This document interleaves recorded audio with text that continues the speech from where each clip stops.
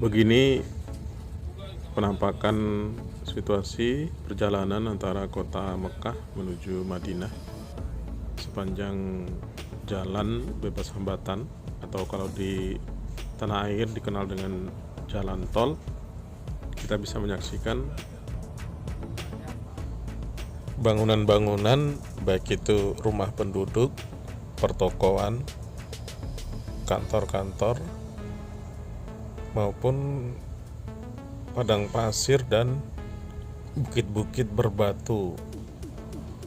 Perlu diketahui bahwasanya jalan tol di Arab Saudi ini tidak berbayar alias gratis dan terintegrasi langsung dengan jalan-jalan arteri yang melintasi sepanjang sepanjang negara kerajaan Saudi Arabia ini. Jadi untuk mengakses jalan tol itu tidak perlu melewati gerbang tol atau pintu tol, jadi bisa langsung masuk melalui akses-akses yang sangat banyak tersedia di sisi-sisi jalan tol ini. Jadi sepanjang perjalanan yang ditempuh dalam waktu sekitar 8-9 jam ini perjalanannya kita disuguhi dengan pemandangan yang ya boleh dibilang sedikit membosankan, karena di sisi kanan kiri jalan ini didominasi oleh padang pasir dan bukit-bukit berbatu. Jarang sekali kita bisa menyaksikan pepohonan atau perkebunan, tumbuh-tumbuhan hijau, apalagi hutan, karena memang iklim di Saudi Arabia ini adalah iklim gurun, iklim kering, sehingga sulit untuk tumbuhnya tanaman atau pepohonan. Berbeda dengan situasi perjalanan darat di tanah air. Jadi kalau kita menuju satu kota, dari kota yang satu ke kota yang lain, itu sepanjang perjalanan kita biasanya disuguhi oleh pemandangan hijau, entah itu persawahan, hutan, atau ya kebun-kebun milik warga, sehingga sangat kontras sekali, sangat berbeda sekali situasinya dengan perjalanan di negeri Arab Saudi ini. Yang bisa kita saksikan sendiri itu nampak di kejauhan bukit-bukit berbatu, padang pasir yang kering, sehingga boleh dibilang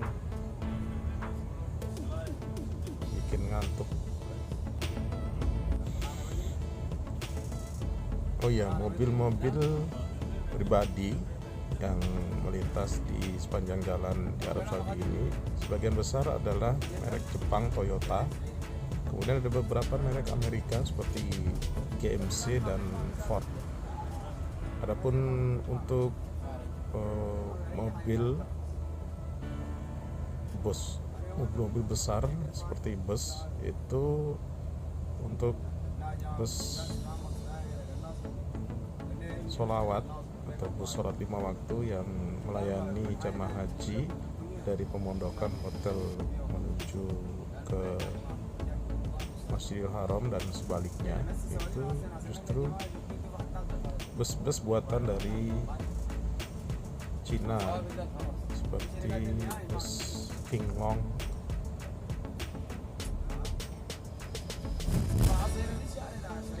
Untuk sopir dan awak bus sendiri sering dijumpai merupakan pekerja migran dari negara-negara Afrika.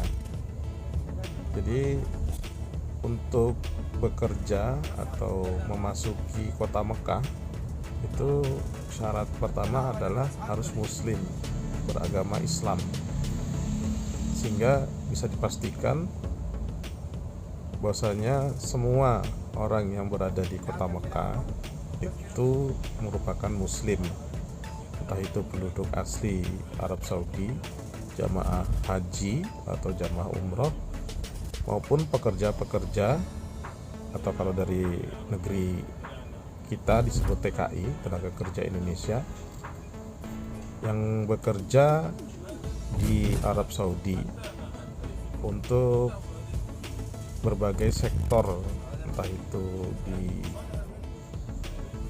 sektor pembangunan atau infrastruktur, konstruksi, maupun di sektor-sektor jasa seperti pelayanan di akomodasi, perhotelan, catering, ataupun di bidang-bidang yang lain. Bahkan untuk petugas atau pekerja di Masjidil Haram yang diorganisir oleh suatu konsorsium atau perusahaan pelayanan yang dikontrak oleh kerajaan Saudi Arabia, yaitu Bin Laden. Ini pekerjanya kebanyakan untuk saat ini itu berasal dari negeri-negeri IPB, India, Pakistan, dan Bangladesh. Namun lebih sering dijumpai itu berasal dari negeri Bangladesh. Oke, sampai sini dulu. Nanti kita lanjutkan setelah memasuki kota Madinah. Assalamualaikum warahmatullahi wabarakatuh.